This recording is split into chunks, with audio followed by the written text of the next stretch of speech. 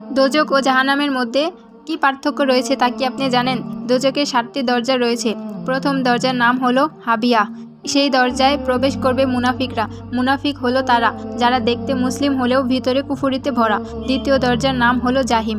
এই দরজা দিয়ে মুশরিকরা প্রবেশ করবে। মুশরিক হলো যারা আল্লাহর সাথে শিরক করে। তৃতীয় দরজার নাম হলো সাক্কার।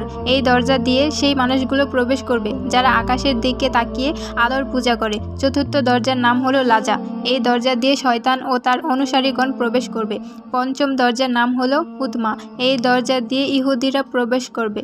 ষষ্ঠ দরজার নাম হলো সাইর। এই দরজা দিয়ে তারা প্রবেশ করবে যারা হযরত ঈসা আলাইহিস সালামকে আল্লাহর পুত্র মানে। সবশেষে সপ্তম দরজার নাম হলো জাহান্নাম, যে দরজা দিয়ে আমাদের আখিরি নবী হযরত মুহাম্মদ সাল্লাল্লাহু আলাইহি সাল্লামের গুনাহগার উম্মতেরা প্রবেশ করবে। এই জাহান্নামই হলো এমন এক দরজা